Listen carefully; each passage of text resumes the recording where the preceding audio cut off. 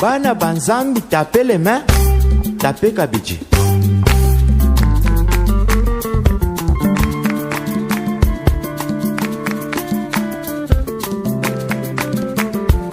Yokana beti laoli solomoko. Omonita nguyola la kapongi. Okomona batu ya misala mabe, bandoki. Ba oyo balingi bomo na ebeba. Amen, amen, amen, amen. Que Dieu vous bénisse, bien-aimés. Veuillez vous asseoir. Nous parlons de la mission du Saint-Esprit. Et nous allons lire notre premier texte dans l'évangile de Jean, le chapitre 16, verset 7 jusqu'au 15e verset. La mission du Saint-Esprit. Est-ce qu'on peut agrandir un peu, c'est possible? La mission du Saint-Esprit. Pourquoi le Saint-Esprit nous avait-il été promis? Pourquoi il nous a été accordé? Et quel est son travail? Quel est son objectif? Qu'est-ce qu'il vient faire dans nos vies? Le Saint-Esprit. Alléluia, amen. Amen. Bien-aimé, j'aimerais que tu réfléchisses. Et que dans ton cœur, tu puisses désirer à tout prix que dans ces programmes, si pas aujourd'hui, si pas tout le temps qu'on va donner cet enseignement, sinon dans les 3 jours de prière qu'on va faire ici pour réclamer le baptême du Saint-Esprit, j'aimerais que tu désires de tout ton cœur et que tu les réclames pour que le Saint-Esprit te soit accordé. Amen, amen, amen, amen. Parce que la Bible déclare, on verra dans un texte en Romain, que celui qui n'a pas l'Esprit de Dieu n'est pas fils de Dieu. Donc la foi seulement d'accepter Jésus-Christ comme Seigneur et Sauveur ne suffit pas. Celui qui n'a pas l'Esprit de Dieu n'appartient pas à Dieu. Parce que tu peux avoir eu Jésus-Christ, avoir reçu Jésus-Christ comme Seigneur et Sauveur, tu es sauvé pour la vie éternelle, oui. Mais tant que Christ n'est pas rentré aujourd'hui, pour t'enlever dans cette position-là, où tu as la foi qui sauve. Tant que Christ n'est pas rentré tout de suite pour l'enlèvement, ou si tu ne meurs pas aujourd'hui dans la foi, la façon dont tu vas marcher sur cette terre sans le Saint-Esprit, certainement que tu vas perdre la foi. Parce que la foi, comme vous savez, la Bible dit, la foi sans les œuvres est une foi morte. Il demandera aussi les œuvres de la foi. Or, les œuvres de la foi, tu ne pourras être capable de le pratiquer dans ta vie avec l'aide et le soutien du Saint-Esprit. Alléluia, amen. Amen. La foi, c'est croire en Jésus-Christ. Croire que Jésus-Christ est Dieu. Il est venu sur la terre, il est allé à la croix, il est mort pour mes péchés. Se reconnaître que je suis pécheur et perdu, c'est regretter, confesser ses péchés et prendre la décision de les abandonner pour recevoir Jésus-Christ comme son Seigneur et Sauveur. Cette foi-là, c'est celle qui va te sauver, c'est celle qui sauve, c'est celle qui nous a sauvés, c'est celle qui fait de nous enfants de Dieu. Amen, amen, amen, amen. Amen. Mais quand cette foi-là nous amène, nous a rendu, nous a amené à devenir enfants de Dieu, maintenant il y a une marche sur cette terre. Comment un enfant de Dieu doit-il marcher, se comporter? C'est ce qu'on appelle les œuvres de la foi. Tu as la foi, gloire à Dieu. Mais comment tu marches? Celui qui a reçu Christ ne marche pas comme n'importe qui. Il ne marche pas comme quand il n'avait pas encore reçu Christ. C'est pourquoi Paul écrit aux Corinthiens, des Corinthiens chapitre 5 verset 17, ce n'est pas notre sujet, vous n'avez pas besoin, vous pouvez vérifier, mais vous ne pouvez pas écrire, ce n'est pas notre sujet. Que ceux qui sont en Christ sont devenus une nouvelle créature. Les choses anciennes, donc leur vie passée, est tombée. Et voici toute chose, c'est-à-dire la vie nouvelle, toute chose est devenue nouvelle. Amen, amen, amen. Donc la vie passée est enterrée, abandonnée. Et il a commencé une nouvelle vie. Ils sont devenus une nouvelle créature. Les choses anciennes sont passées et toutes choses sont devenues nouvelles. C'est ce qu'on appelle les œuvres de la foi. Or, pour que toutes choses passent et que toutes choses soient devenues nouvelles, il faut le baptême du Saint-Esprit. Sans le Saint-Esprit, ça va être difficile que tu puisses marcher en nouveauté de vie. Parce que c'est le Saint-Esprit qui va te régénérer, qui va te renouveler, qui va te donner une nouvelle vie. Amen, amen, amen, amen. Amen. Alors sans le Saint-Esprit, tu ne pourras pas être régénéré. Alors tu pourras continuer à marcher comme quand tu étais encore païen, bien que tu aies reçu Christ. Et c'est ce qui arrive à beaucoup de chrétiens. Ils vont à l'église, ils ont la Bible, ils parlent en langue, entre guillemets, mais ils ne vivent pas la vie chrétienne normale. Tout simplement parce qu'ils ne sont pas régénérés. Ils vivent encore selon leur vieille nature, selon leurs anciennes habitudes. Parce que sans le Saint-Esprit, il est impossible de vivre une vie nouvelle. Amen, amen, amen. Et en tant que tel, quand l'enlèvement qui va sonner bientôt va arriver, tu ne seras pas enlevé. Et pourtant, tu as reçu Jésus-Christ. C'est pourquoi Christ lui-même prévient et dit, plusieurs viendront et diront, Seigneur, nous avons guéri les malades en ton nom. Nous avons dansé, chanté en ton nom. Nous avons prêché en ton nom. Je leur dirai, je ne vous ai jamais connu, vous qui commettez l'iniquité. Amen, amen, amen, amen. Et pourtant, ces gens-là ont reçu Jésus-Christ. Ils sont sauvés, apparemment, oui. Parce que c'est la foi qui sauve en Jésus-Christ. Mais voilà que Christ dit qu'ils viendront. Ils diront même qu'ils ont guéri de malades au nom de Jésus. Mais Christ leur dira qu'il ne les a jamais connus. J'aimerais ce matin, bien-aimé, que tu te poses la question s'il te connaît. Alléluia, amen. Voilà pourquoi tu as besoin du Saint-Esprit. L'esprit d'élévation qui va t'élever, l'esprit de puissance, l'esprit de guérison, l'esprit de délivrance, l'esprit qui fait des choses extraordinaires.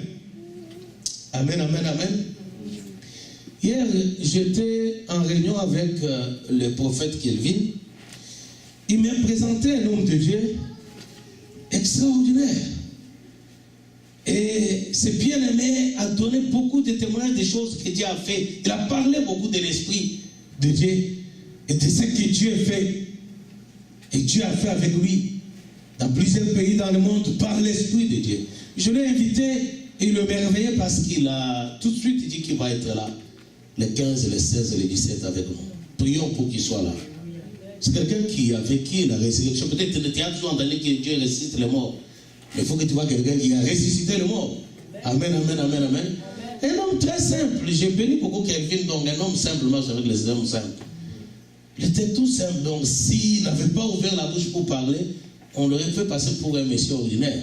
Mais c'est un homme extraordinaire. Mais quelque chose m'a frappé et je suis triste. Il était accompagné de 2 frères de son église. Et les 2 frères, comme ils étaient francophones, on les a installés sur la même table avec moi par Kelvin. Et pendant que nous parlions, l'un d'eux commence à me parler, demandant un soutien dans la prière. D'abord, il est divorcé, mais il n'aimerait pas vivre dans cet état. Il demande qu'on prie pour que Dieu lui retourne, que sa femme revienne à la bonne raison, qu'elle rentre à la maison. Amen, amen, amen. Mais pendant qu'on parlait avec lui, il s'excuse. Il dit qu'il revient, il sort dehors. Puis quand il rentre, il dit, pasteur, je m'excuse, je ne peux pas continuer à mentir. Si je m'étais excusé, c'est parce que j'étais allé fumer. Il est allé prendre la cigarette. Alléluia, amen. Amen. Il dit, j'en ai marre, pasteur. Est-ce que tu ne peux pas prier pour moi? Pour que Dieu me délivre de cette dépendance à la cigarette. Je ne sais pas si vous comprenez. Mais son pasteur ressuscite les morts. Bien, mais ce n'est pas un problème du passé, c'est un problème individuel. Pourquoi je parle de ce témoignage-là? Parce que tout de suite après, il a dit, ça, le Saint-Esprit m'a dit de lui dire, je ne prie pas pour toi parce que la prière ne va pas te délivrer.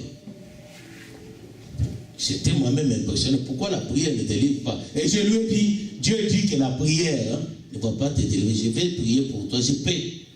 Mais tu ne seras pas débarrassé de la cigarette. Parce qu'avant moi, beaucoup de pasteurs ont prié pour toi, pour te délivrer de la cigarette. Alléluia, amen, amen, amen. Et Dieu dit qu'il t'a délivré, sauf que toi, tu n'as jamais voulu abandonner la cigarette. Il dit, mais comment ça, pasteur? C'est vrai, on a prié beaucoup pour moi. Je lui dis, écoute, pour fumer, ça c'est Dieu qui me parle. Je dis, lui, pour fumer, ça prend que quelqu'un se déplace pour aller acheter la cigarette. Et ça, la prière du pasteur ne pourra pas l'empêcher. C'est toi qui dois dire à tes pieds, je ne sors pas pour aller chercher la cigarette. Ce n'est pas la prière qui va te lier les pieds. On ne prie pas pour qu'on te lie les pieds, pour que tu ne marches pas. On prie pour que Dieu te délivre. Dieu fait sa part. Mais c'est toi qui dois décider de ne pas prendre la cigarette pour fumer la cigarette. Ça ne demande pas que le diable vienne me faire fumer la cigarette pour que je sois délivré. Oh, délivre-moi. On va te délivrer de quoi? Ça demande que j'aille acheter la cigarette avec mon argent. Et sur la cigarette, on a tout fait. Même le fabricant a tout fait pour décourager le fumeur de cigarettes. Ça nuit à la santé. La cigarette tue. Mais les gens qui fument, ils lisent, ils voient des photos. Ce n'est pas le diable qui va te pousser à aller acheter. Et même si on t'a donné, et Dieu me dit, parle lui. Et je lui ai parlé sévèrement droit dans les yeux. C'est un blanc. Je lui ai dit, écoute mon ami, quand tu achètes, même si on te donne un paquet de cigarettes cadeau, mais ça demande que tu l'allumes pour fumer. Donc je lui ai dit, mon ami, tu peux mettre le paquet de cigarettes là et dire, je ne fume pas. Ce n'est pas le diable qui viendra pour enlever la cigarette là-bas et l'allumer pour te faire fumer. Ça demande que ta main bouge. Ça demande que toi tu décides où ta main bouge vers la cigarette, où elle ne touche pas la cigarette, alors la prière va être efficace. Le contraire, Dieu me dit que je ne prie pas pour toi. Parce qu'on a déjà beaucoup prié pour toi, tu n'as jamais été délivré. La prière que je vais faire ne te délivrera pas. Mais Dieu me dit de te dire, toi, tu as décidé de ne pas arrêter la cigarette. Si aujourd'hui, tu arrêtes la cigarette va fuir très loin de toi. Parce que la Bible dit, résister au diable. Qui connaît la suite? Ce que Dieu m'a dit par le Saint-Esprit, dit lui. Je lui dis, résiste au diable, il va fuir lui-même. Alors tu peux mettre ta cigarette ici et dire, aujourd'hui je reste là 24 et 24. Tu ne mourras pas si tu ne fumes pas. Tu es là, tu dis, je ne touche pas. Amen, amen, amen, amen. C'était fini. Alléluia, amen. Mais pourquoi je vous parle de ça, bien-aimé? Parce que c'est le désir de la chair. Son corps vous fait fumer. Il est esclave de son corps. Vous savez certaines prières qu'on fait. Pourquoi il y a des gens dans les églises, on prie pour les gens chantent des églises pour se faire délivrer, on les délivre par là, ils tombent. Il va dans d'autres églises, on délivre par là, ils tombent. Et puis sa vie ne change pas, il quitte une église pour aller à une autre, on délivre par là, ils tombent. Et les faux serviteurs de Dieu commencent à s'amuser de vos vies. Quand tu tombes, mon film, on va mettre sur internet, on fait la publicité. Donc on s'attire les clients sur ton humiliation. C'était l'humiliation. Ils n'ont pas de respect pour les gens. On filme et puis, c'est le monde entier qui te voit sur internet, comment tu es tombé, comment tu gesticules, tout ce que tu fais là. Et lui, il fait sa pub. Alléluia, amen. Amen. C'est pas un problème de changer des maisons, des hommes de Dieu pour être délivré. Parce qu'il y a certaines choses où le diable lui-même est incapable de quoi que ça soit. Mais toi-même, tu as choisi d'être esclave. C'est comme quelqu'un qui est en prison.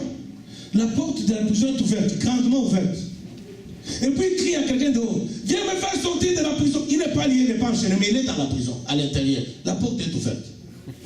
Il dit, Papa Constant, viens me faire sortir, je suis en prison, je souffre ici. Mon ami, la porte est ouverte. Lève-toi, sors. Vous connaissez l'histoire d'un des apôtres? L'apôtre Pierre, un jour, avec Jean, ils ont rencontré un paralytique qui demandait le monde devant le temple. Pierre lui dit, lève-toi, marche. Amen, amen, amen. Lève-toi et marche. L'Esprit Saint, ou le Saint-Esprit, sa mission. Nous allons lire rapidement. Et vous comprenez pourquoi j'ai donné ce témoignage de ces frères-là avec qui on était hier. Cependant, je vous dis la vérité. Il vous est avantageux que je m'en aille. Car si je ne m'en vais pas, le consolateur ne viendra pas vers vous. Mais si je m'en vais, je vous l'enverrai. On va suivre ce texte mot par mot. J'aimerais que vous soyez attentifs, bien-aimés. Et quand il sera venu, il convaincra le monde en ce qui concerne le péché, la justice, le jugement. En ce qui concerne le péché, parce qu'il ne croit pas en moi. La justice, parce que je vais au Père et que vous ne me verrez plus. Le jugement, parce que le prince de ce monde est jugé. J'ai encore beaucoup de choses à vous dire, mais vous ne pouvez pas les porter maintenant. Quand le consolateur sera venu, l'esprit de vérité, il vous conduira dans toute la vérité, car il ne parlera pas de lui-même, mais il dira tout ce qu'il aura entendu, et il vous annoncera les choses à venir. Il me glorifiera. Souligne là dans ta Bible, si ta Bible, il me glorifiera. Parce qu'il prendra ce qui est à moi et vous l'annoncera. Amen, amen, amen. Il me glorifiera. Avant d'aller plus loin, j'aimerais dire à quelqu'un, si tu vois un super prophète, extraplanétaire, extraterrestre, un prophète qui va même aller sous terre et prêcher les morts, un prophète qui est allé voir le diable en enfer, qui est allé voir le Dieu au ciel et qui a fait tout ce que vous voulez, ils sont nombreux sur internet.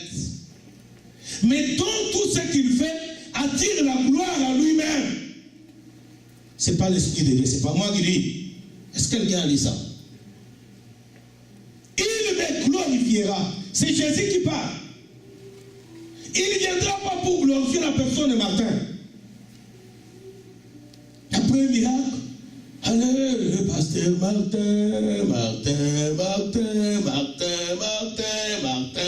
Lui-même, il arrive ici, danse Martin, tout le monde danse. Alléluia, amen.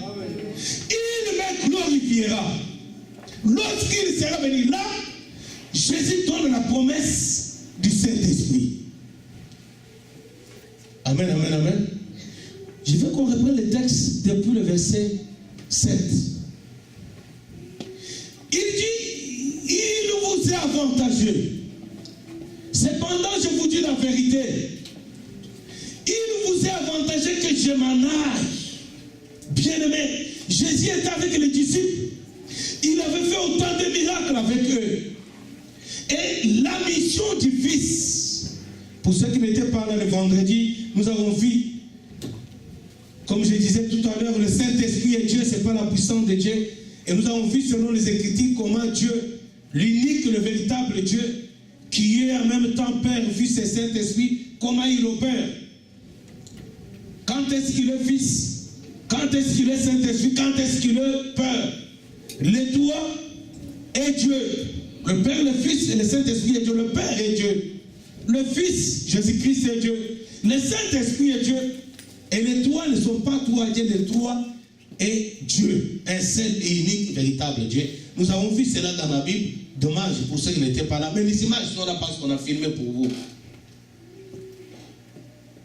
Et ici, Jésus-Christ, Fils, qui a fini sa mission sur la terre, la mission du Fils. Parce que le Fils avait une mission. Le Saint-Esprit aussi a une mission. Nous allons voir la mission du Saint-Esprit aujourd'hui. Et la mission du Fils étant finie, il devait faire ses adieux, dire au revoir aux apôtres. Mais il sait que pour toutes les bonnes choses qu'il avait fait en faveur des apôtres, ils n'allaient pas les laisser partir. Ils allaient être tristes. Parce que le faisait le miracle est parti. Il avait guéri la belle-mère de Simon-Pierre. Simon-Pierre ne pouvait pas les lâcher. Et vous savez, Simon-Pierre lui a dit, pas question Seigneur, tu ne vas pas mourir. Parce qu'il voulait profiter de cet homme qui guérit ma belle-mère, qui m'épargne de dépenser l'argent pour aller à l'hôpital. Amen, amen, amen, amen.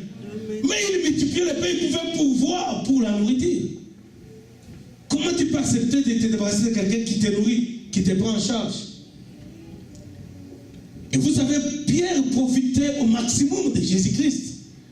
Il ne payait pas ses impôts. Est-ce que vous connaissez l'histoire? Quand on venait pour lui réclamer l'impôt, c'est Jésus qui paye pour lui. Jésus lui dit, va à la mer. Tu vas trouver un poisson, ouvre dans la gueule du poisson. Tu vas trouver l'argent, paye pour toi et pour moi. Alléluia, amen. Vous comprenez pourquoi Pierre ne pouvait pas accepter que Jésus meure? Et Jésus sait que ces gens ne vont pas accepter que je parle. Ils vont être attristés parce que le bienfaiteur, celui qui pourvoit à tous les besoins, celui qui est puissant, celui dont tous les espoirs étaient en lui. Alors il leur dit que c'est encore plus avantageux que je m'en aille. Bien aimé, je vais dire à quelqu'un, pourquoi cela? Parce que le départ de Jésus-Christ voulait dire c'est son retour. Pas pour qu'il vive avec les disciples, mais pour qu'il vive dans les disciples. Est-ce que quelqu'un m'écoute? Il était avec eux, à côté d'eux. Et comme vous savez, de temps en temps, il se retirait avec Pierre et Jacques. Et les autres disciples étaient privés de Jésus. Ce qui veut dire qu'ils étaient avantagés, qu'ils s'en aillent. Parce qu'il allait revenir pour habiter dans chacun d'eux. En d'autres termes, c'est ce qu'on va voir plus tard. Il allait revenir pour faire de chacun d'eux, pour amener chacun d'eux au même titre que lui, avec le même pouvoir, avec la même puissance, avec la même gloire. Il vous est avantageux que je m'en aille. Car si je ne m'en vais pas, le consolateur ici c'est le Saint-Esprit. Le consolateur ne viendra pas vers vous. Mais si je m'en vais, je vous l'enverrai. Et quand il sera venu, la mission du Saint-Esprit, la première, la mission capitale. Le Fils est venu pour mourir pour les pécheurs. Alléluia. Amen. Maintenant, les pécheurs ont une vie. Ils devaient continuer à vivre. C'est ce que j'ai expliqué aussi au départ ici. Quand tu crois en Jésus-Christ, tu es sauvé. Tu as donné ta vie à Jésus-Christ, tu as crié en Jésus-Christ, tu l'as accepté comme ton Seigneur et Sauveur personnel. Oui, tu es sauvé pour la vie éternelle. Si tu mourrais tout de suite là, tu vas aller au paradis. Gloire à Dieu. Mais maintenant, tu as envie. Tu dois marcher comme Jésus l'a enseigné. Amen, amen, amen. Et sans l'Esprit de Dieu, tu ne peux pas. Alléluia, amen. Amen. Alors il faut que je m'en aille pour que je vous l'envoie. Quand il sera venu, il convaincra le monde du péché. Amen, amen, amen, amen. La mission principale dont le Fils, je disais, il est venu pour sauver le pécheur. Il est allé à la croix. Maintenant qu'il a sauvé le pécheur, devra-t-il le laisser comme ça sans soutien? Le pécheur aller retourner dans leur péché. Comme certains sectes disent, nous sommes déjà sauvés, Jésus est mort pour nos péchés, on peut pécher. Oh, c'est la loi. Quand on te dit il ne faut pas pécher, non, non, ça c'est l'évangile de condamnation. Ça c'est la loi. Nous sommes de la période de la grâce. Ça veut dire que Jésus-Christ est déjà mort pour nos péchés. Ok, péchons. Il a porté déjà tous nos péchés à la croix. C'est fini, maintenant on peut vivre dans le péché. Non, c'est pas ça. Il a envoyé le consolateur. Et le consolateur, lui, habite en nous. Pourquoi? Pour nous convaincre du péché. Est-ce que quelqu'un me écoute? Quand il sera venu, il convaincra le monde en ce qui concerne le péché. Il ne va pas convaincre le monde du péché, le monde, le pays, le Canada, les États-Unis, le pays, non, la nature, non. Donc c'est les habitants, les gens qui sont dans le monde, les gens qui vivent dans ce monde. Donc il va te convaincre du péché. C'est le Saint-Esprit qui te rend capable de dire que ça c'est mauvais, ça c'est bon. Amen, amen, amen, amen. C'est le Saint-Esprit, quand tu es devant la tentation, quand tu pêches, tu sens automatiquement la tristesse, il te fait sentir que tu y as failli. Automatiquement, il te fait voir que non, c'est pas bon. Quand il viendra, il convaincra le monde du péché. C'est pourquoi, bien aimé, si vous connaissez un extraterrestre prophète, qui prophétise, qui ressuscite les morts, qui vit dans le péché, comprenez que c'est un devin. Parce que le Saint-Esprit, quand il vient, écoutez bien aimé, là il y a la liste de sa mission. Il ne dit pas, il vient, quand il sera venu, vous ferez des miracles. Est-ce que quelqu'un a vu ça? Et pourtant le Saint-Esprit opère de grands miracles. Amen, amen, amen, amen. Mais quand Jésus donne la mission, parce qu'il ne faut pas oublier l'essentiel. C'est ainsi qu'aujourd'hui, il y a beaucoup de chrétiens. Jacques, alors, ça va? Ok, tu peux te mettre debout et circuler dans la salle. Il ne faut pas dormir.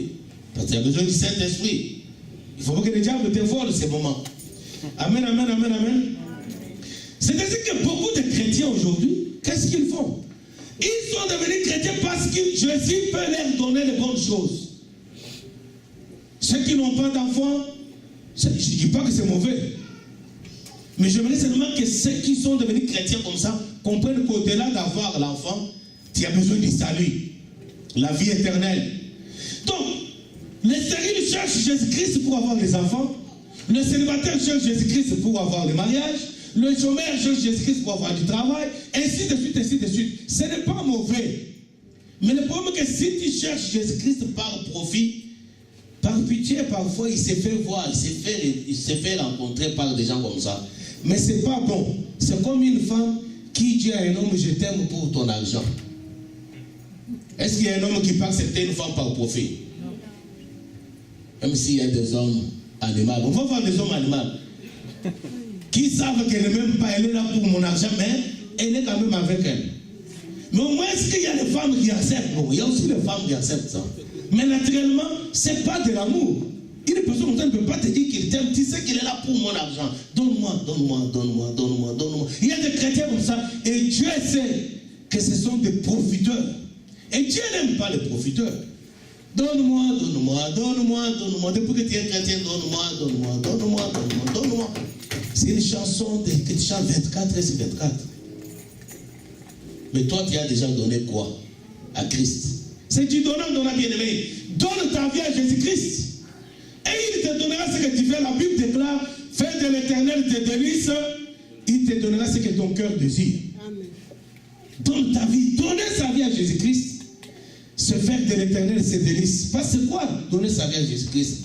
C'est abandonner ma vie de voleur, d'impudique, de sorcier, de menteur, de jaloux, d'ivrognes. Quand tu abandonnes ces choses-là à Jésus, c'est ça la vie que tu donnes à Jésus. Si tu lui donnes ça, tu fais les délices de son cœur. Tu fais plaisir à Christ. Et en retour, il ne te donne pas ce que tu demandes. Il te donne ce que ton cœur désire. Donc même le plus souhait, le petit désir que tu sens dans ton cœur avant de les exprimer, il le donne déjà. Le problème est que très peu de chrétiens, pour ne pas dire tous, ne font pas les délices. Fais de l'Éternel tes délices, il te donnera ce que ton cœur désire. Quand il viendra, il vous convaincra du péché. Bien-aimé, la mission du Saint-Esprit. Il n'est pas venu pour que les gens t'entendent. Non! Bien-aimé, le Saint-Esprit est Dieu. Je l'ai expliqué le vendredi. Le Saint-Esprit est Dieu. Vous imaginez un peu Dieu qui vient là? Dieu! Ah non, écoutez. Bon, c'est vrai qu'il y a des gens qui sont émotionnels, qui font aussi des cinémas comme ça.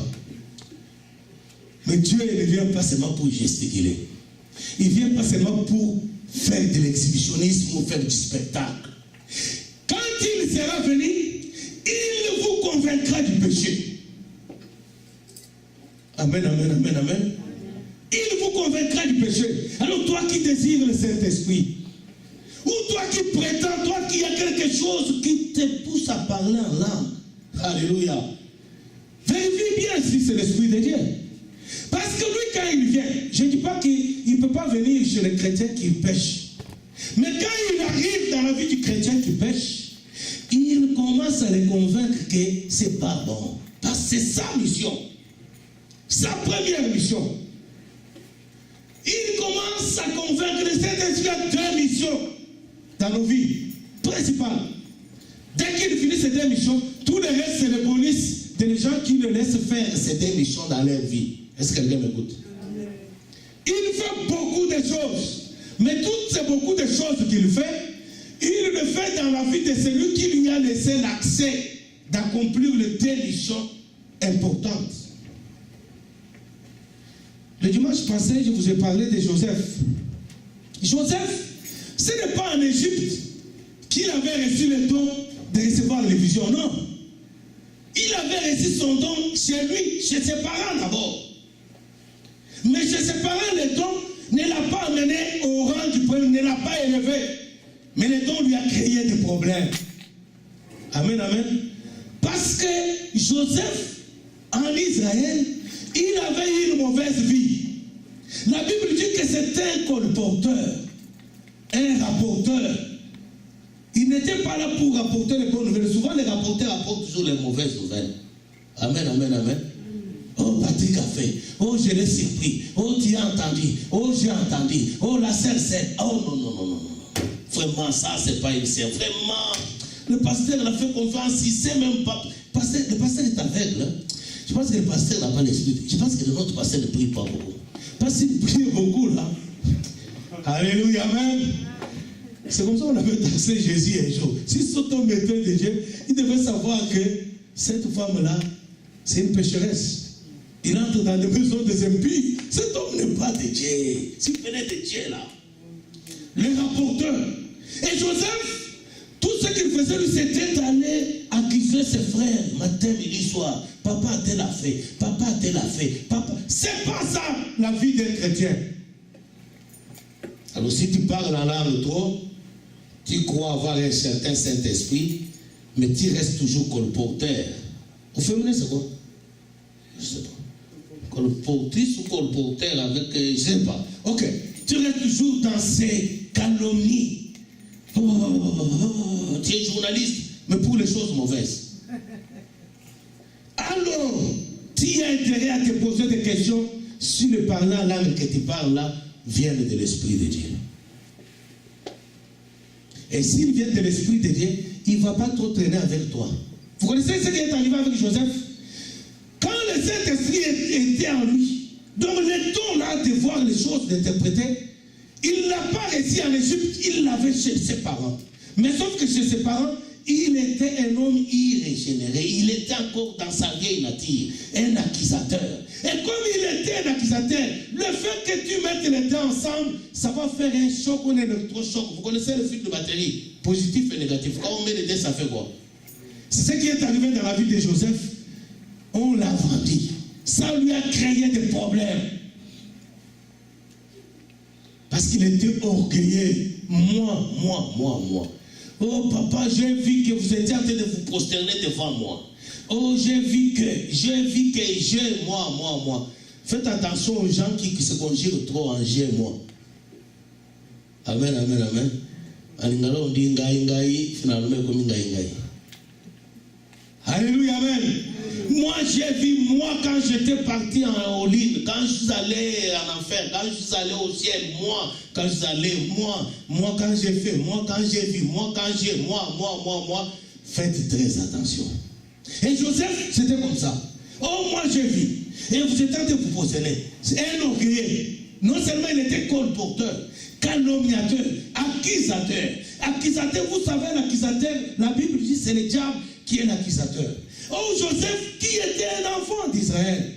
Mais il avait ces traits-là, qui n'est pas de Dieu, mais qui appartient au diable. C'est un accusateur. L'accusateur de nos frères. La Bible l'appelle le diable, l'accusateur de nos frères. Et Joseph était accusateur de ses frères. Et conséquence, ça lui a coûté des problèmes. Il s'est retrouvé esclave en Égypte. Amen. Et les problèmes l'ont poursuivi là-bas. Jusqu'à se retrouver en prison. Maintenant, c'est en prison que Dieu a commencé à les tailler, les modeler. Le Saint-Esprit, lorsqu'il sera venu, il vous convaincra du péché. Joseph se retrouvait en prison. Il s'est retrouvé dans un lieu de solitude. Parfois, la solitude, Dieu la permet pour nous parler. Amen. Si vous êtes un bon lecteur de la Bible, vous verrez qu'il y a des grandes personnes dans la Bible. Les gens qui ont vu des grandes révélations avec Dieu, ce n'était pas dans une réunion comme ça, ce n'était pas en public. C'était dans la solitude, dans les moments difficiles. Vous connaissez Paul ou Saul de Tarse. Mais ne parlons même pas de Saul de Tarse. Jean, l'apôtre. Il était dans la solitude dans l'île de Patmos, dans la désolation, seul abandonné de tous. C'est là que Dieu va l'amener jusqu'au ciel. Amen. Moïse était seul dans la forêt avec le troupeau de son père. C'est là où il va voir Dieu face à face. Alléluia. Bien aimé, voir Dieu face à face. C'était pas Moïse, ne dit pas que j'ai dormi, j'ai reçu une vision. Non, c'est face à face, avec les yeux physiques, qui voit quelque chose et qui l'entend avec les oreilles physiques. Pas en songe, pas en rêve. Bien aimé, j'aimerais dire à quelqu'un que le Saint-Esprit ne vient se passer seulement pour nous donner des songes. Dieu, tu peux le voir face à face. Amen. Dans mon pays, on dit phare à phare. Amen, amen, amen. J'aime beaucoup les termes de nos amis là, phare à phare. Ochielibaya, tochielibaya. Ochie, tochie. Donc Moïse a vu ça avec Dieu phare à phare. Vis-à-vis. Pas un songe. Pas un... Non, face à face. Il a écouté, il a discuté avec Dieu. Dans la solitude, dans la misère. Entre guillemets, j'aimerais te dire, bien-aimé, toi qui vis dans la crainte de Dieu, et dont on t'a enseigné l'évangile du diable, du genre qu'un chrétien ne peut pas souffrir. Amen, amen, amen. Amen. Moïse était enfant d'Israël, peuple choisi par Dieu. Mais il était au désert. Job, dans l'île de Patmos, c'était pas parce qu'il avait péché. Il était là parce qu'il servait Dieu. Un homme de sainteté, mais il s'est trouvé dans la misère. La Bible déclare, le malheur atteint souvent les justes, mais l'Éternel l'en délivre toujours. Amen. Alors l'évangile du genre, un chrétien ne peut pas souffrir, comprenez? Alléluia, amen. Amen. Comprenez le jour d'où il vient. Le malheur atteint souvent les justes, mais l'Éternel l'en délivre toujours. Amen. C'est là dans le malheur, dans la solitude, abandonné de tous. Bien aimé, c'est quand les voies d'un homme se bloquent. Écoute, quand tu ne peux rien faire, quand le pasteur ne peut rien faire pour toi, quand le prophète ne peut rien faire pour toi, quand personne ne peut rien faire, le médecin, personne, c'est là où Dieu vient. Alléluia, amen. Sinon tu diras, le pasteur m'a prié pour moi. Non, le pasteur prie, il échoue. Toi-même tu gères, tu échoues. Le prophète avec une longue barbe, il te pose les mains, échec. Là quand tu restes seul, sans solution, c'est là où Dieu vient. Et Moïse s'est retrouvé seul, condamné à mort en Égypte, humilié jusqu'à rester gardien de troupeaux, berger de troupeaux. Et c'est là seul que face à face, il vit Dieu. Il va vivre Dieu. Alléluia, amen. Et Joseph, quand il s'est retrouvé dans les lieux de solitude, abandonné de tous, même les prisonniers qui étaient avec lui en prison, il les a aidés. Quand ils ont eu des songes, il a interprété. Il leur a dit, quand il va rentrer, quand il sera chez le roi, souviens-toi de moi et parle en bien de moi au roi pour qu'il me vienne sortir ici. Même celui-là l'a oublié. Bien-aimé, oh, j'ai aidé beaucoup de gens, moi on ne m'aide pas. Alléluia. Frère, il faut grandir. Parfois Dieu permet certaines choses pour que tu sois un homme fait, un vrai combattant, une vraie combattante, un homme, une femme de prière. Dieu permet certaines souffrances pour que tu ne comptes pas sur les gens, pour que tu apprennes à te battre. Vous connaissez Jacob? Il s'est battu avec Dieu face à face à lui. Dieu lui déclare que tu t'es battu avec Dieu et tu as vaincu. Et Dieu cherche des hommes comme ça. Les hommes qui en disent, pas le pleurnicheur ou le pleurnicheur. Oh, ça marche pas. Oh, Va te suicider si tu veux. Tu vas en enfer. Dieu aime des hommes et des femmes faits, de vrais guerriers. Il est fort au combat. Et Joseph, quand il est maintenant, alors même la personne qui l'a aidé, la personne l'a oublié. Écoutez bien, mais je ne sais pas où tu es rendu, mais j'aimerais te dire que c'est là où Dieu veut te rencontrer. Toi qui penses que tu es abandonné de tous, sans solution, personne ne peut rien faire, tout le monde t'a rejeté, tout le monde se moque de toi, tout le monde te considère comme quantité négligeable. Fais attention, bien-aimé, reste fidèle à Dieu, c'est là où Dieu va te rencontrer. Sauf que nous, quand ça arrive comme ça, on va chercher des raccourcis, on va pécher pour trouver des solutions et on se prive de la visitation. Et Dieu permet à Joseph, pour qu'il soit abandonné de tout ce qu'il comprenne, qu'il ne peut compter que sur Dieu. Il ne peut pas compter sur ses prophéties, il ne peut pas compter sur son onction, il ne peut pas compter sur rien. Parce que toutes ces choses qu'il avait ne l'ont rien aidé. Et quand il reste seul, là Dieu a commencé à préparer son cœur. Là il pouvait écouter Dieu. Parce que là, vous savez, parfois l'abondance nous empêche d'écouter Dieu. Amen, amen, amen. Amen. C'est ça la difficulté que l'Occident a. Quelqu'un qui a déjà la carte maladie, il va à l'hôpital. Je parlais avec quelqu'un en Afrique. Je lui dis, ici, si tu es malade, tu vas à l'hôpital, tu présentes la carte, on te soigne, on te donne l'ordonnance, tu vas à la pharmacie, tu montes la carte, on te donne l'argent, tu donnes pas l'argent. Il dit quoi? Tu donnes pas l'argent? Je dis oui, tu donnes pas l'argent. Amen, amen, amen, amen. Mais le problème est que la carte d'assurance maladie nous empêche de prier Dieu pour la guérison. Nous empêche de voir la main de Dieu. Mais ces gens-là qui sont en Afrique, en Afrique il y a ceci, et les gens meurent. Ici aussi les gens meurent beaucoup. Regarde combien il y a laissés en Afrique. Est-ce qu'ils sont tous morts? Il n'y a pas d'hôpitaux, pas d'assurance maladie, rien du tout. Et ils sont Dieu là-bas. Là-bas il y a Dieu. Il n'a rien, il n'y a personne. Il compte que sur Dieu. Et je les ai laissés. Mes cousins, mes frères, la majorité, ils sont toujours là. Oh, on ne mange pas, on crève de faim, mais les années pas, ils sont toujours là. Ils ne mangent pas, ils sont toujours là. On t'appelle en Afrique, tu ne veux pas répondre. Tu penses que toi, tu es qui? Toi, tu es au ciel. Écoutez bien, aimé. Excusez-moi, mais j'aimerais vous dire que vous comprenez. C'est ridicule. Ton frère est dans la misère. Si tu n'as pas les moyens, ou si tu ne veux pas lui donner, réponds-lui au moins. Dis-lui non, je ne te donne pas si tu ne veux pas. Dis-lui. Dis-lui que je n'ai pas les moyens, si tu n'as pas les moyens. Mais ne pas lui répondre. Peut-être qu'il t'appelle à côté des amis. Peut-être qu'il s'est vanté qu'il a son frère au Canada. Et quand il appelle son frère refuse de répondre. Parce qu'il va te demander, toi tu as quoi? Entre nous ici, qui a quelque chose? Entre nous, disons-nous la vérité. Mais là-bas on sort comme si on était Dieu. Quelqu'un, au lieu de répondre seulement, tu ne veux pas. Mais depuis que tu n'en vois rien, ils sont toujours là. Ils ne mangent pas, ils pleurent, ils sont là.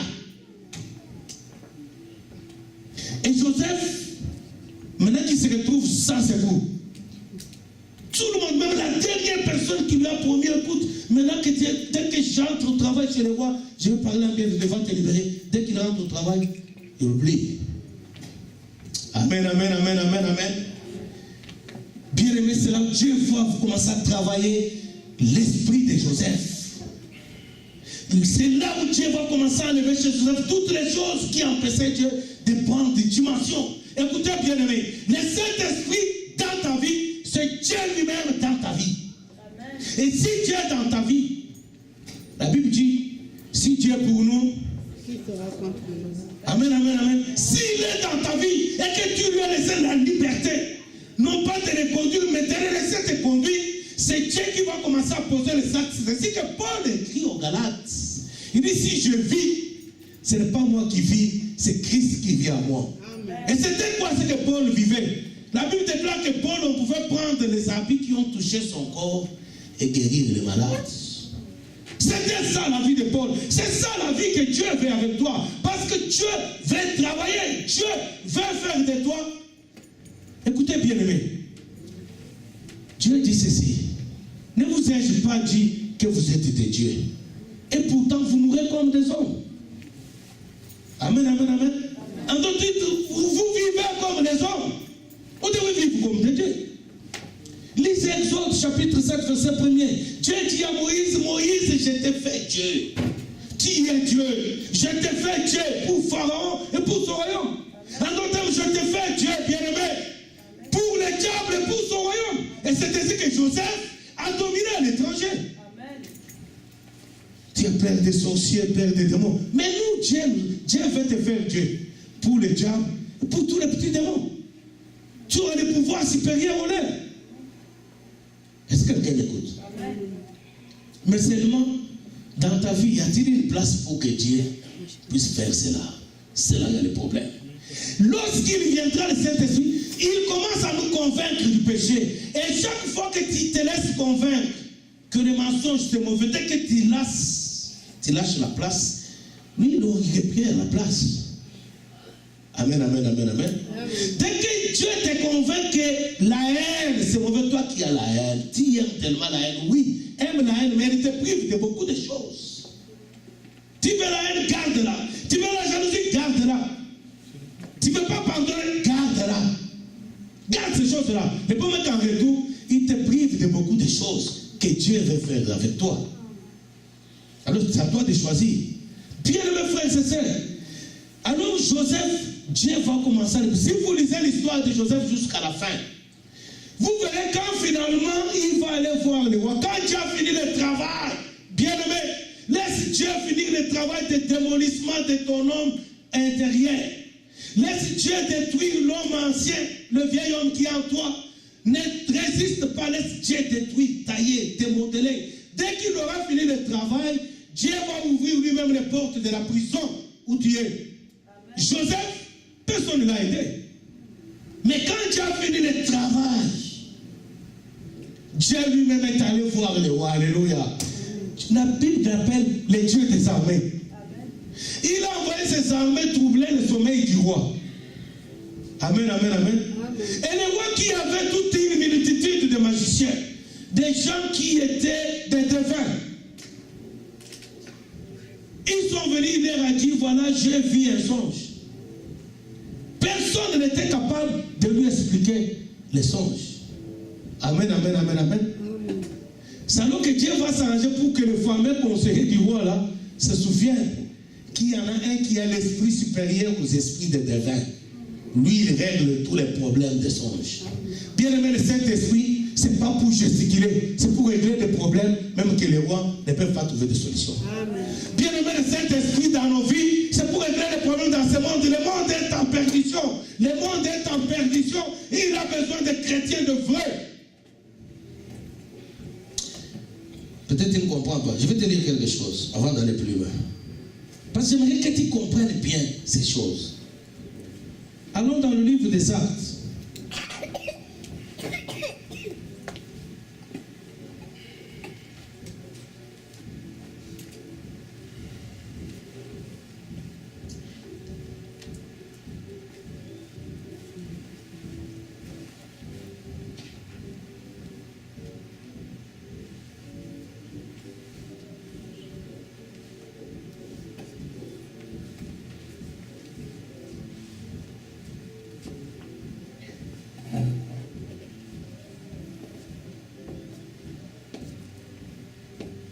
Écoutez ce que la Bible dit. Actes des Apôtres, chapitre 14. Je lis à partir du verset 11. Vous pouvez aller lire tous les textes à la maison. À la vue de ce que Paul avait fait, la foule éleva la voix et dit en langue lycaonienne: les dieux sous une forme humaine sont descendus vers nous. Est-ce que quelqu'un m'écoute? C'est Paul qu'on appelle Dieu. On regarde, non, non, non. Ça, c'est un Dieu sous une forme humaine. Ça veut dire quoi ça? Je voudrais dire à quelqu'un, le Saint-Esprit, quand il vient dans ta vie, il habite en toi. C'est Dieu qui habite dans ton corps. Toi, tu restes humain, n'est-ce pas? Mais les œuvres que Dieu va opérer avec toi, c'est les œuvres que seul un Dieu peut faire. Amen. Pas un homme ordinaire. Et Paul, il venait d'accomplir un grand miracle. Et les habitants de la ville, c'est eux qui déclarent, non, non. Ça, un homme ne peut pas faire ça. Ça, c'est un Dieu dans une forme humaine. Amen, amen, amen, amen. On va aller parler au roi qui a un homme qui a un esprit supérieur. C'était pas en parlant là seulement. C'était pas en entrant en transe, non. Et on va amener Joseph dans la maison du roi, dans la présence du roi. Je vais souligner quelque chose parce que je vais parler de ce que la Bible dit. Quand il viendra, il convaincra du péché, mais il parlera de moi. Il me glorifiera. Joseph, avant, il s'est glorifié lui-même. Mais quand Dieu l'a taillé, Dieu l'a modelé. Quand il a laissé Dieu accomplir la première mission, convaincre Joseph que l'orgueil, c'est pas bon. Convaincre Joseph que les accusations, c'est pas bon.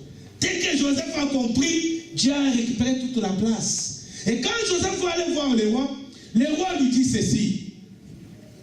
Voilà, j'ai eu un songe, on m'a dit que toi, tu es capable d'expliquer. Joseph répond au roi, oh roi, ce n'est pas moi. Alléluia, amen. Dis-moi ton songe, Dieu va te donner la réponse à ton songe. Alléluia. Joseph change de la main, donc c'est une nouvelle personne. Les choses anciennes sont passées. Voici, toutes choses sont devenues nouvelles. Joseph disait à son père, moi j'ai vu j'ai vu que vous vous prosternez, moi. Et là, le roi lui donne l'occasion de dire, oui, roi, raconte, je vais te dire. Joseph corrige le roi, il dit, non, ce n'est pas moi. Mais Dieu va t'expliquer les songes que tu as vus. Amen, amen, amen, amen, amen. Quand il viendra, il convaincra le monde du péché. On peut passer vite au verset 11 et 12. Il me glorifiera. Bien-aimé, la mission spéciale du Saint-Esprit, c'est de convaincre le monde du péché. Nous convaincre du péché. Nous convaincre du péché. Nous convaincre que la haine, ce n'est pas bon pour un enfant de Dieu. Nous convaincre que la colère, ce n'est pas bon. L'injustice, la jalousie, la haine, la convoitise, l'impudicité, les pensées impies, toutes ces choses-là, ce n'est pas bon. Il convaincra le monde du péché. Je ne veux pas aller plus loin. Je vais rentrer au verset 7. On ne pourra pas terminer ça, on va continuer le vendredi. Alléluia, amen, amen, amen, amen. Réveillez ceux qui dorment, s'il vous plaît. S'il y en a quelqu'un qui dort, levez-lui. Si on parlait de la prospérité, personne ne dormira ici. Est-ce qu'on est là? Amen. Je veux qu'on lise quelque chose. On va au verset 7. Cependant, je vous dis la vérité. Il vous est avantageux que je m'en aille. Car si je ne m'en vais pas, le consolateur ne viendra pas vers vous. Mais si je m'en vais, je vous l'enverrai. Je vais vous faire voir quelque chose de plus important ici, bien-aimé. Donc, il y a une condition. Jésus, après qu'il ait promis aux disciples le Saint-Esprit, le consolateur, mais il a dit que c'est conditionné. Il vous est avantageux que je m'en aille. Amen, amen, amen, amen. C'est la condition pour que le consolateur vous soit envoyé. Alléluia, amen. Qu'est-ce que je vais, ou qu'est-ce que le Saint-Esprit vient qu'on comprenne par là? Parce que tu désires le Saint-Esprit. Mais écoute la condition. Jésus dit qu'il faut que je m'en aille. Le problème, peut-être tu te dis, mais Jésus est déjà parti. Mais j'aimerais qu'on comprenne où c'est que Dieu veut que tu comprennes, toi et moi, avant de terminer aujourd'hui. Où est-ce qu'il devait s'en aller? Alléluia. Il faut que je m'en aille. Mais il devait aller où? Amen, amen, amen. Il devait aller à la croix. Est-ce que quelqu'un m'écoute? La condition. Il faut que je m'en aille. Il devait aller où? Il devait être crucifié. Jésus, ayant pris le péché de tous les pécheurs. Amen, amen, amen. Il devait être crucifié au bois. À cause, il représentait le péché.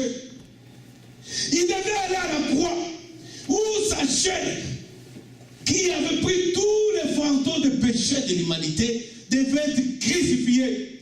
Bien-aimé, il vous est avantageux que vous soyez crucifié votre chair.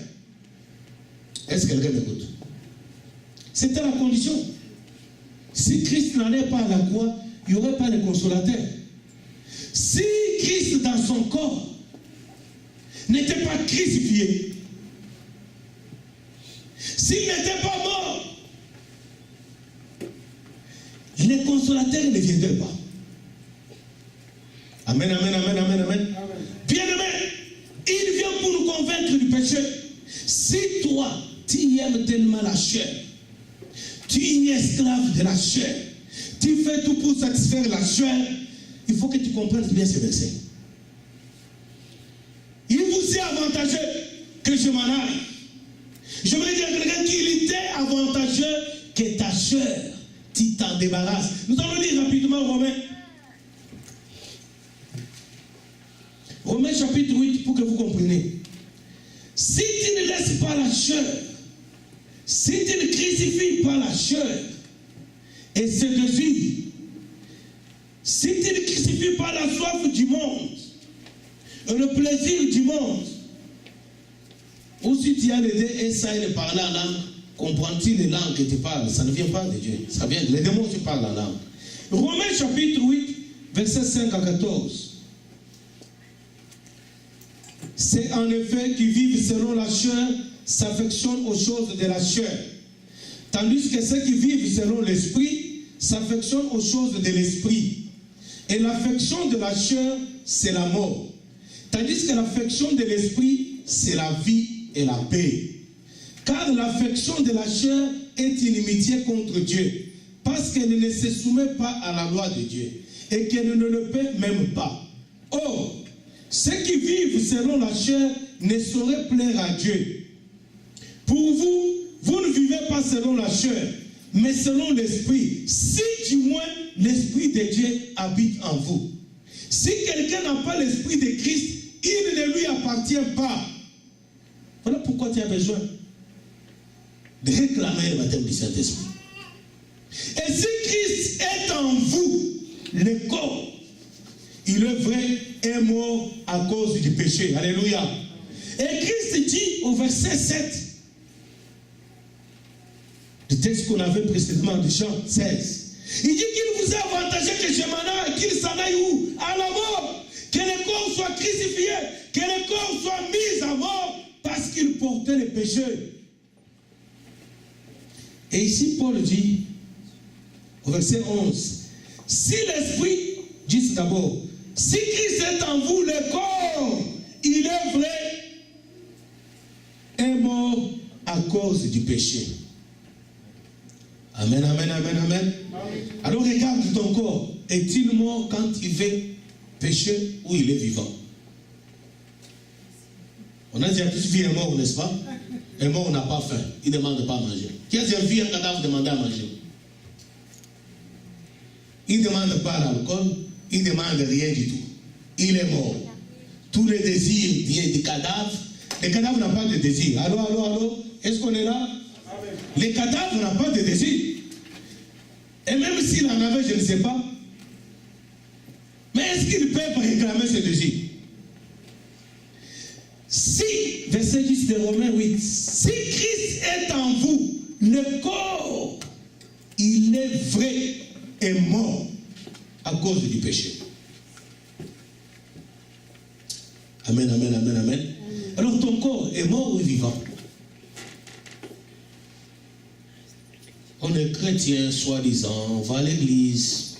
Et puis on peut regarder la pornographie, oui, mais quand même. Mais entre mariés, non, quand même. Amen, amen, amen, amen. Ah, quand même, c'est entre mariés, quand même. Et là, on veut satisfaire le corps. Là, tu comprends que le corps n'est pas mort. Et si le corps n'est pas mort, l'esprit de Christ n'a pas de place dans ta vie. Amen, amen, amen, amen. Nous allons lire ce texte jusqu'à la fin. Verset 11 de Romains 8. Et si l'esprit de celui qui a ressuscité Jésus d'entre les morts habite en vous, celui qui a ressuscité Christ d'entre les morts rendra aussi la vie à vos corps mortels par son esprit qui habite en vous. Ainsi donc, frères, nous ne sommes point redevables à la chair pour vivre selon la chair. Si vous vivez selon la chair, vous mourrez. Mais si par l'esprit vous faites mourir les actions du corps, si par l'esprit, il vient pour nous convaincre des mauvaises actions du corps, si par l'esprit vous faites mourir les mauvaises actions du corps.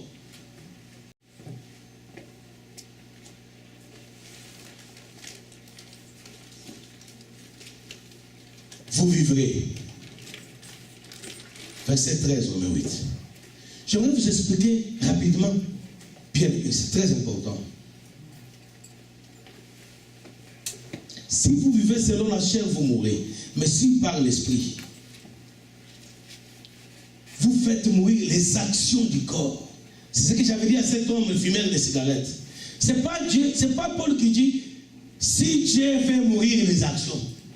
Votre volonté soutenue par le Saint-Esprit. Il dit si par l'esprit, vous faites mourir. Parce que l'esprit te convainc que ça c'est mauvais. Amen, amen, amen, amen.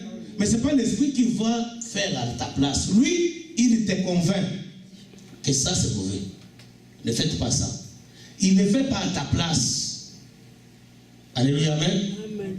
Si par l'esprit, vous faites aider par le Saint-Esprit qui vous convainc que ça c'est mauvais. Bien aimé, j'aimerais dire à quelqu'un qu'un homme sans l'esprit de Dieu, c'est un homme animal, c'est ce que la Bible dit. Et un homme animal, il peut faire tout un tas de choses. Comment voulez-vous qu'un papa qui a mis au monde son enfant, qui l'a élevé, puisse en faire sa femme? Est-ce que vous pouvez comprendre cela? Allô, allô? C'est un animal. C'est un homme animal. Comment voulez-vous expliquer qu'un papa qui a mis au monde ses enfants puisse aller livrer la vie de ses enfants pour se faire l'argent, hypothéquer les chances de toute sa famille à un féticheur? Donc mes filles ne se marieront jamais, comme ça moi j'aurai du succès au travail, comme ça j'aurai beaucoup d'argent. Comment expliquer cela?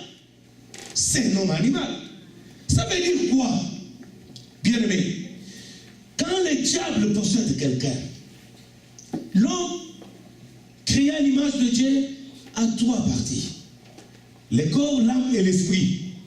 Amen, amen, amen. Et Dieu, quand il veut solliciter l'homme, quand Dieu veut parler à l'homme, il sollicite directement l'esprit de l'homme. Parce que Dieu est esprit. Il ne vient pas solliciter ta chair. Il sollicite l'esprit parce que lui, l'esprit. Il ne s'occupe pas de l'enveloppe, il s'occupe de l'esprit. Et là, il parle à l'esprit. Et là, il communique les désirs à l'esprit. Là, il te communique des directives, il te communique des pensées, des choses, ainsi de suite. Et l'esprit pousse le corps à faire ce qu'il a reçu de Dieu. Amen, amen, amen, amen. Mais le diable aussi, à cause du péché, tous les péchés que tu faisais quand tu étais païen là, il y en a qui ont ouvert la porte au diable, la porte de ta vie. Et les démons sont venus dans ton corps et dans ta vie. Et quand ils viennent, les puissants sataniques, la première chose qu'ils vont faire, ils vont lier ton esprit. Amen, amen, amen, amen. Vous qui allez dans des sectes de combat ou combat ceci, oh délier. Vous ne savez pas ce que vous déliez. Donc l'esprit est lié. Ça veut dire quoi? Il rend ton esprit captif. On met ton esprit en action, on les met en prison. Donc on les prive de tout contact avec Dieu. Est-ce que quelqu'un m'écoute? Comme ça, les bonnes choses qui peuvent venir de Dieu, les bonnes choses qui peuvent t'infliger qu'on ne peut pas faire ça, c'est mauvais. Toutes ces choses-là, ton esprit est privé de ces contacts-là. Enchaîné, mis en prison. À la place, on peut faire asseoir un esprit de célibat. Alléluia. Il te contrôle, donc toi tu es esclave du célibat, tu ne te marieras jamais. Mais ça peut être un esprit d'impudicité. Même à ce niveau-là, tu ne peux rien faire parce que ton esprit qui peut te convaincre de faire ou de ne pas faire est esclave, est lié. C'est l'impudicité qui te fait communiquer cette à la place où ton esprit recevait des directives de Dieu, les désirs de Dieu, les bonnes directives, les bons désirs, et communiquer, commenter à ton corps. Maintenant, c'est l'esprit qui habite là-bas. Lui, c'est l'esprit, s'appelle l'impudicité. Il te communique les désirs de l'impudicité. Il communique à ton corps les désirs, et dès que ton corps est contrôlé par ces désirs-là, il pousse. Il va aux actes. Est-ce que quelqu'un m'écoute? C'est pourquoi on parle de la délivrance, on parle de couper les liens. Alléluia, amen. Et ça se passe comme ça. Et quand une personne est liée comme ça, il devient incontrôlable. C'est là où il devient un esprit animal. Bien aimé, j'aimerais dire ceci. J'ai essayé d'évaluer un peu, de considérer. Je me suis rendu compte qu'un homme sans Dieu, un homme sans l'esprit de Dieu, il est pire qu'un animal. Que ça ne vous choque pas, je vais vous expliquer pourquoi. Quand vous rentrez aujourd'hui à la maison, regardez la télévision. Vous allez voir les choses qu'un homme sans Dieu est capable de faire. Comptez le nombre de morts que tuent les hommes. Vous verrez que tous les lions qui sont dans la forêt n'ont jamais assez tué des hommes comme ça. Est-ce que quelqu'un me comprend? Même si on libérait un lion dangereux sur la ville de Montréal, toute la journée libre, il va tuer les gens, mais il ne tuera pas assez comme un homme est capable de faire. Vous avez suivi les fameux pilotes là, non? 145 dans moins de quelques minutes, 145 morts. C'est pas un lion, ça. Amen, amen, amen. C'est pas un lion. Vous suivez au Yémen, n'est-ce pas? Au Kenya, 147. C'est pas un lion. Vous pensez qu'un lion, même affamé avec la famille d'une année, il peut manger 147 personnes. S'il mange 3, 4, il sera fatigué, il ne va pas toucher. Mais un homme sans l'Esprit de Dieu, il est pire et dangereux qu'un animal. Et toutes les calamités qu'on a dans le monde, toutes les souffrances qu'on a dans le monde, toute la misère, ce n'est pas les lions, c'est les hommes sans l'Esprit de Dieu. C'est pourquoi quand le Saint-Esprit vient, il ne vient pas pour qu'un homme animal parle en âme. Il vient d'abord pour le délivrer de son nature animale qu'il a reçu du diable. Dieu nous a créés à son image. Le diable nous a déformés. Et Jésus-Christ est venu pour nous transformer. Amen. Pour nous ramener à la nature, à la stature de Dieu. Nous amener à notre stature. Dieu nous avait créé à son image. Et quand Dieu nous avait créé à son image, nous dominions. Il avait dit à Adam et Ève, dominer. C'était des êtres spirituels. Ils vivaient au ciel avec Dieu. Ils avaient la grâce de voir Dieu 24 et 24, comme ils voulaient, quand ils voulaient, sans audience, sans intermédiaire. Mais quand le diable les a mentis, ils ont péché, ils ont perdu la nature de Dieu. Et là, le diable les a déformés. La première réaction, l'homme est devenu méchant. Quand il était sans la nature du diable, avec la nature de Dieu, quand Dieu lui donne la femme, oh, alléluia, voici cette fois-ci, vous connaissez, n'est-ce pas? Même si les mariés le font, bon, bientôt partout va dire la même chose. Frère, je te conseillerais avant, tu comprends? Les déclarations, là, il faut faire attention. Parce qu'on pêche même ici. Oh, pour le meilleur et pour le pire. Amen, amen, amen, amen. Et quand le pur arrive, c'est sont occupés. Et c'est ce qu'Adam avait fait. Oh, cette fois-ci, l'os de mes os, la chair de ma chair. C'est bon.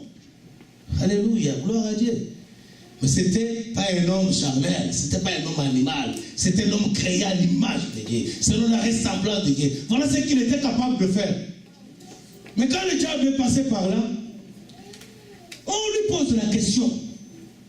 Qui t'a appris que tu es né? Tu es où? Oh, je suis allé me cacher. Pourquoi tu es allé te cacher? Oh, parce que je suis né. À peine il a dit ça, Dieu a compris. Oh, c'est fini, l'homme a péché. Bien aimé, je veux dire ceci. Un homme spirituel ne s'endette pas comme toi et moi pour les habits. Est-ce que quelqu'un m'écoute? Ils étaient nus. Ils n'en avaient pas honte.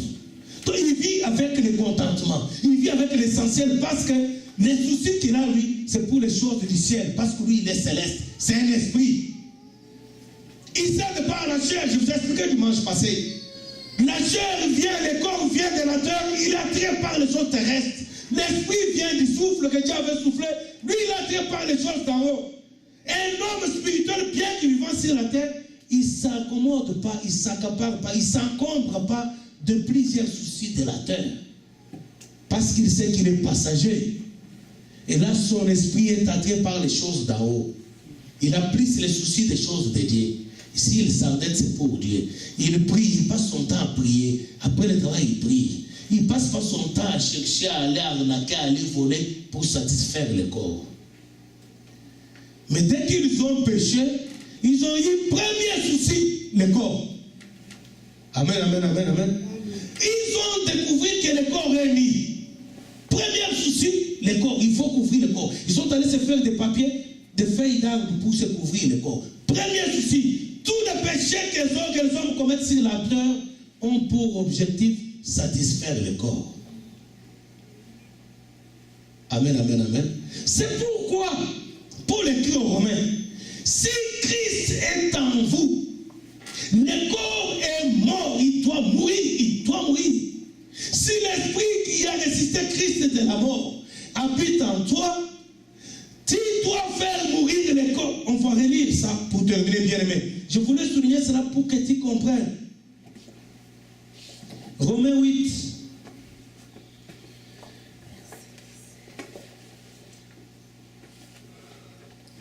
Quoi le verset encore? Verset 14, 13. Si vous vivez selon la chair, vous mourrez. Mais si par l'esprit vous faites mourir les actions du corps, vous vivrez. Si vous faites mourir les actions du corps, Car tous ceux qui sont conduits par l'Esprit de Dieu sont fils de Dieu. Et vous n'avez point reçu un esprit de servitude. On s'arrête verset 14. Si vous faites mourir les actions du corps, c'est quoi les actions du corps? Tu peux les trouver dans Galates chapitre 5. La liste est là. Galates 5, verset 16 à 25. Les actions du corps, les désirs impies, l'orgueil, la jalousie, la haine, la calomnie, le mensonge, la pornographie avec toutes les bêtises que tu fais après avoir vu la porno. Ça, c'est les actions du corps. Si tu fais mourir les actions du corps, tu laisses la place à l'Esprit de Dieu. Donc lui, il vient pour nous convaincre de faire mourir les actions du corps. Il est là pour te convaincre que la pornographie, bien aimée, elle n'est pas au pouvoir avec les yeux parce qu'elle satisfait le corps. Mais le problème est qu'elle amène les démons dans le corps. Les démons. Tu ne les vois pas avec tes yeux parce que ce sont les êtres spirituels. Et comme toi, tu es déjà charnel, même les yeux spirituels ne peuvent pas voir. Les démons entrent dans ton corps. Et quand les démons viennent dans ta vie, ce n'est pas pour te faire les cadeaux, c'est pour te détruire. Parce que leur maître, le diable, dans Jean 10, Jésus dit que sa mission à lui, il vient pour détruire, pour tuer, pour voler, pour égorger, pour créer la misère et la désolation. Alors tu peux continuer à voir la porno, c'est bien. La Bible dit que celui qui pêche, pêche encore. Que celui qui se sanctifie encore. C'est à toi de faire le choix. Mais si tu fais mourir le corps avec les actions du corps, tu laisses la place à l'Esprit de Dieu d'avoir le plein manœuvre dans ta vie. En d'autres termes, tu dis à Dieu, fais de moi ce que tu veux. C'est ça faire de l'Éternel des délices. En retour, bien aimé, Dieu n'est pas rien pour rien, c'est du donnant. En retour, il te donnera tout ce que ton cœur désire. Et alors, Dieu va agir dans ta vie. Ça ne sera pas toi, tu seras l'enveloppe. Et Dieu habite en toi. Les gens ne comprennent pas quand la Bible dit, n'est-ce pas votre corps est le temple de Dieu? Ça veut dire quoi? Dieu vient par la personne du Saint-Esprit habiter en toi. Et c'est Dieu dans toute sa plénitude, avec toute sa puissance, avec toutes ses richesses qui opèrent dans cette enveloppe. Amen. Et il faut que l'enveloppe mère à ce désir pour que Dieu l'utilise à faire des choses extraordinaires. Amen. Nous allons lever pour la prière.